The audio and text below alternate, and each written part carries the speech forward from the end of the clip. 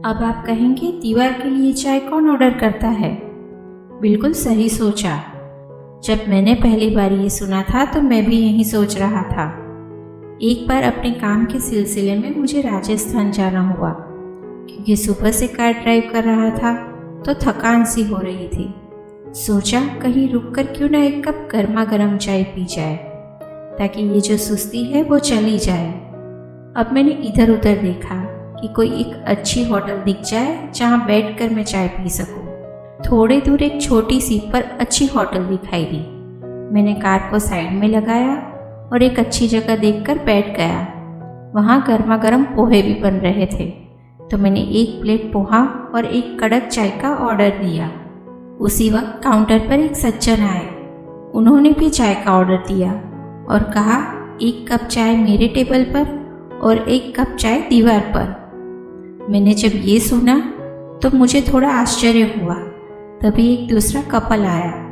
उन्होंने भी ऑर्डर दिया, 2 चाय टेबल पर और 2 चाय दीवार पर। मुझे आश्चर्य हुआ कि दीवार पर कहीं चाय रखने की जगह तो है नहीं। तो फिर तभी वेटर ने एक पर्ची दीवार पर लगाई और 2 चाय टेबल पर दे दी। वहाँ जो भी आ रहा था वो अपने लिए ऑर्डर दे रहा था और दीवार के लिए भी। मैं बैठे बैठे ये देख रहा था। अब जब मैं चाय और नाश्ता खत्म करने के बाद काउंटर पर बिल देने के लिए गया तो मैंने काउंटर पर जो खड़े हुए थे उनसे पूछा कि ये एक कप चाय दीवार पर वो क्या है? दीवार पर तो कहीं चाय रखने की जगह नहीं है। उन्होंने मेरे सामने देखा और हंसने लगे और कहा कि लगता है आप यहाँ पहली बार आए हो। फिर उन्होंने कहा कि दिन के दौरान यहाँ आसपास काम करने वाले बहुत से मजदूर चाय पीने आते हैं, लेकिन कई बार उनके पास चाय पीने के लिए पैसे नहीं होते। हमारी होटल के मालिक बहुत ही अच्छे इंसान हैं। उन्होंने एक स्कीम निकाली जिससे कोई भी इंसान अपनी इच्छा से उन मजदूरों की मदद कर सके, जिसमें 1 कप चाय अपने लिए और 1 कप चाय किसी अनजाने के लिए दान कर सके। चाय के पैसे वही सज्जन इंसान चुकाता है।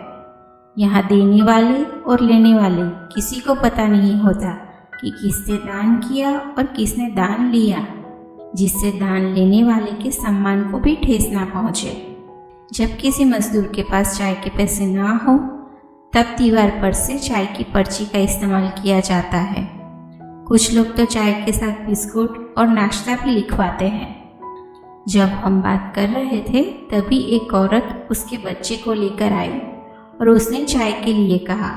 मैंने तुरंत ही मेरी तरफ से उस औरत के लिए चाय, नाश्ता और बच्चे के लिए एक बिस्कुट का पैकेट लिखवा दिया। मुझे इस तरह से दान देने की नई रीत बहुत ही पसंद आई। जो जितना चाहे उतना अपनी इच्छा से दान कर सकता है।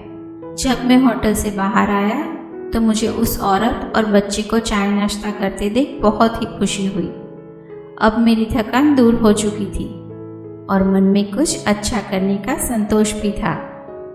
मैंने तय किया कि अब जब भी अपने काम के लिए राजस्थान आना होगा तो यहाँ ज़रूर आऊँगा। कहानी आपको पसंद आई हो तो कहानी से जुड़े आपके अभिप्राय कमेंट सेक्शन में ज़रूर लिखिएगा। फिर मिलेंगे दोस्तों एक नई कहानी के साथ। तब तक हमेशा मुस्कुराते रहिए और मुस्कुराहट बांटते रहिए।